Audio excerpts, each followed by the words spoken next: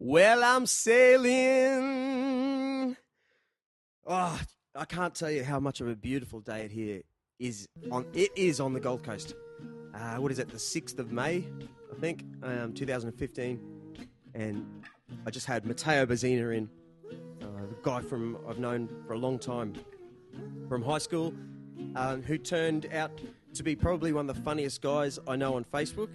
I don't know if you have those people in your life that you always knew, but they turned out to be even better with the aid of Facebook. You know what I'm saying? Like they're just a great, funny guy that he could do no wrong in my life. And he later ended up just revealing some of the amazing artwork he does to us and his friends. So we no one really knew that he was sort of semi-pro a long time ago in all that. Well, that's what I would consider. But we're going to get right into it right now. I'm talking about the Matt Bozina. Yeah. Hey, Matteo Bozina, welcome back, champion. Thanks for having me. Firstly, it's the second time you've been on, and the last time I hadn't had this sound organised. So but I thought I did when I started the show with you, and when I listened back, I went, oh man. So it ruined me. And not only that, when I was listening back to this bit of tape we made, I actually reached this critical point. I think I told you afterwards, I didn't listen to a thing you were bloody saying. I was sort of so, I don't know. Maybe it's a me talking to a bloke thing in this situation. It's always easy to have a chickie like that. But I just needed to tell you that this was it was a critical moment in my podcasting thing where number 20, wasn't I? Yeah, but I was been learning about myself. It's been really interesting. Yeah, listening back to them, you'd pick up, especially listening to several of them, you'd pick up little traits and things that you do. Like serious things that I do off the mic with normal people, you know, and I think about it every day now. It's been the greatest thing for me, if anything. You know, like, oh, no, shut up. Actually, listen to this guy, because there's nothing wrong with the pause. I always see a pause coming and go, oh, my God, here comes, and say the next thing. But, let the other person come up with it, That's how nuts I am, mate. So what number am I this time? We're at number 34. And like I said, I'm going to make 100 of these. Yep. I even just got my hair cut at the barber, and really nice guy. I went, man, I want to know about you in the barbering industry. These clippers, he was clipping the back of my neck. I said, you know everything about those clippers. They're the tools of your thing. That'd be interesting to everyone. Absolutely. Everyone gets their hair cut. So I'm going to still pump these out, mate. I had a run just after that, so I'm a bit wheezy. A bit of asthma happening for me. You're still running? Still running, yeah. Oh, good on you. Yeah, I'm quite addicted now. You're still doing the boxing and... Only at home, to be honest. Yeah. Like, I haven't faced up against another guy for the last 2 weeks. Right. But I got from that accident I had in sprint cars. Yep. One of my eyes bulges out a bit, right? And that's what I'm missing a bit of bone, they say. Oh, right? okay. Yeah. Anyway, but I never even considered it before until I had about 6 bell ringing punches in all that, the 20 weeks of fighting we sort of did. And one of them made my eyes a bit, it was in the first fight. Like if I turn my eyes sideways now, you know how you see a trail sometimes when you got a bit of goop in your eyes or something? Yep. Well, it's always been there ever since. Oh, and I kind of always thought it's going to go away, but now it hasn't. I've gone, no, I'm going to avoid getting punched in the face. Probably a good call. Yeah. It's never good anyway. The actual man-to-man combat thing is a really good thing for any person. Yeah. If you, especially someone like me, you realise he's just another guy. Like it disarms all your business in the other life. So we've come from a million years of combat as men. Yeah, that's it. And now we're in this sort of semi-business home. Our DNA's probably originally was intended to go out and hunt and fight and do all of that, but life and technology and that, we've just become lazy slobs. Yeah, or more importantly, finding your place in a group. Okay, so, and when you're, I can get huge amounts of respect somewhat when you're face to face with another dude and you're doing some sort of combat thing. whether you're punching each other doesn't really matter. You're going, okay, mate. Oh yeah, I understand you. Like I understand. You find that respect between you, and within hours, you feel like you've got some great mates that you haven't spoken a word to. So that's the beauty of combats and martial arts. I guess that everyone's been yapping on about to me for years, and finally I'm right into it. Oh, that's good. It's good for you, yeah. And to think that I'm 42 and the person I was, I don't know, you've probably had the same thing because you're very fit now. When I saw you a couple of years ago, how much weight did you lose? Oh, mate, well, from my biggest to my sort of leanest, about 20 kilos. But I've actually stopped running for the time being because there's plantar fasciitis, which I'm trying to overcome. Yeah, but I still surfing a lot, and up till recently I was still running and riding and swimming and everything. So just got to get back into a bit of a training program. But but you're still it's a new life, right? Well, yeah, I used to do martial arts and things like that my whole childhood, right up till I was a young adult, and then I got married and lazy and beer. Beer. Yeah, beer. Then I met beer. Yeah. And so I snapped out of that a couple of years ago now, and it does feel good though when you feel fit and it lifts your whole game, doesn't it? Psychologically and who said it? Doug Stanhope, that comedian.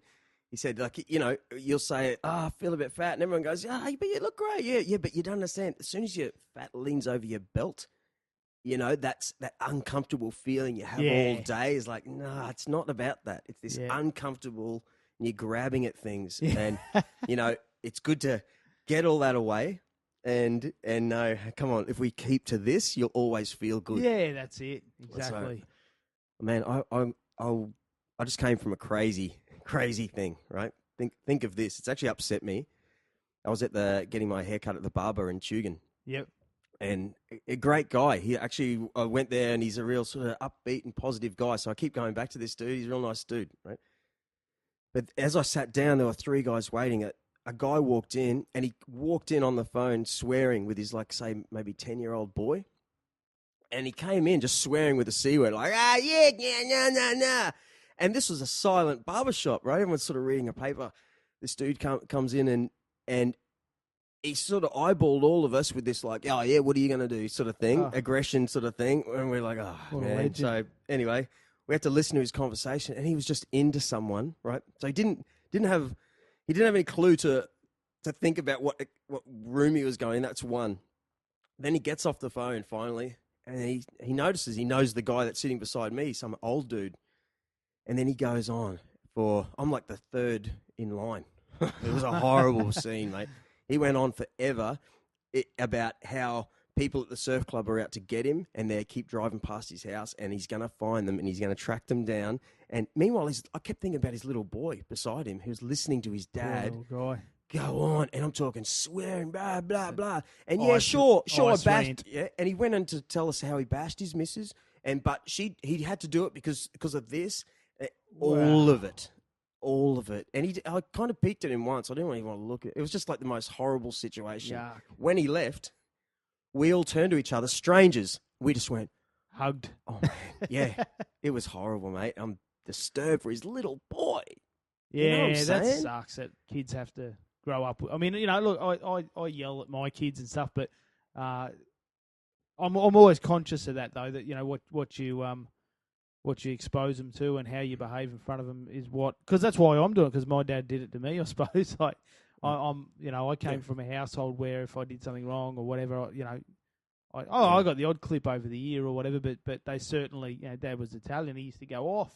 Yeah. And it's ingrained in me. When I'm put under a stressful situation or my kids act up, I become my dad effectively. And I'm conscious that they'll become me when they're older, but it's a hard one But that hateful aggression. Yeah. Like it was a nice rant, to be honest, because he went on for 20... Oh, I don't even want to get it.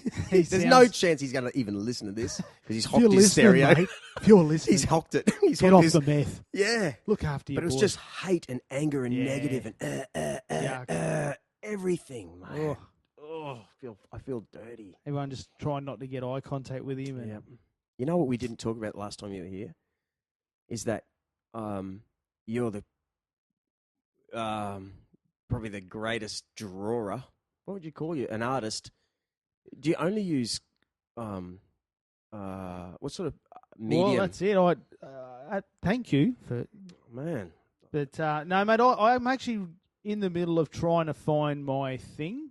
So that's why you probably see on Instagram or Facey or whatever that, I've got Posca pens. I'm ripping into my boards. I want to do some more of that. Yeah. But charcoal, pencil, inks. Yep. So I'm even sort of because I used to paint as well. Because I was oil and watercolor. Because I was an art school dropout after high school. I went on to art school. Yeah, I wanted to be a graphic designer and illustrator, and I did a year and a half of it. Magic. It was okay, but it was. I just got sick of being a broke student. All my mates were getting jobs and had coin, and I had nothing. I was painting and doing all that all week. So I see. Yeah, I ended up sort of flaking on it and going to get a job just because I wanted money, and I did regret that for a lot of years, but now I don't. You know how I remember having mates like they became chefs because they love cooking and that, and then 5 years into the job they hate cooking. Just over it. Yeah, Because it's become this thing they have to do 8 days a week, and it's they lose all their passion for it. Yeah. Whereas I'm looking back now, and the graphic designers that I got to know over the years, they made okay money, but you're certainly not going to. They're not loaded, It's if you're doing it for money, it's probably not a good gig. Yeah. Because it's only the really good ones or people who are fortunate enough to get with some really good firms make decent coin. The rest of them struggle. And let's face it, you're sitting at a computer, staring at correct a computer all day. Yeah, that's it. These days, it's 100% computer. Whereas back then, it makes it sound old, but back then computers hardly came into it. It was all freehand. Really? Yeah, absolutely. Wow. Yeah. How? Like someone brought you a logo or?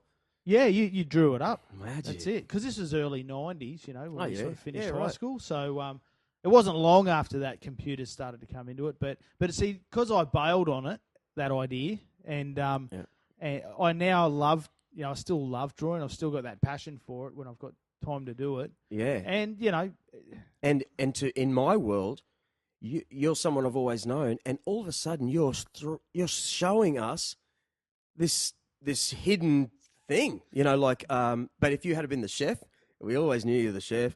And but it's this great, for me personally, it's like this whole extra new life I see from someone I know. I mean, to be a great surprise. And now I know this guy, and I was thinking about this forever, right? When I was young, there have been 2 times, because I love, I think I'm a visual person. They say some people are audio and what is it? Audio? No, there's visual and ear people, okay? Yep. Some people don't give a shit about what things look like, but other people care about what people say, whatever, Some one of those business coach guys told me this, right? But anyway, I've always been kind of critical. I'm not a great drawer at all, but I really like what I see. And you're I remember definitely being creative, though. I mean, look at all your band posters and I agree. I actually love the concepts behind them and that. So picture this: I'm only 7 years old in year 2 at 8 Mile Plains State School. Yep. And this kid from a year above me. So I'm just drawing things. When you're young, you're just sort of drawing things, and no one was really a drawer at home, so I'm just scribbling things. But this kid opened up his book, and he had all these cars that he drew, and he opened my eyes to drawing and what you can do. Like I actually, it flipped me out, changed my life there. And still to this day, I can draw you the car that he drew. And I just drew it to my son the last few months to show him that that's my car I drew till I was in year 5. And then I drew this other car. Hey, mate, here I am again speaking too much. No. But I need to tell you this, right? And then there's another one. This is why I'm getting to a point here. Trust me. Then when we were in year 7 at the same school, 8 Mile Plains, there's a kid across the road from us who was actually a little triathlete sort of dude, I remember. But so he was into running with his family, yeah? He came over one day, and I had some, like, plasticine sort of crap. Yeah. And I'm just making, I don't know, the same kind of cars probably, these crappy little things. He could make elephants that had character. When you see, when you see good art? Yeah. The difference is someone...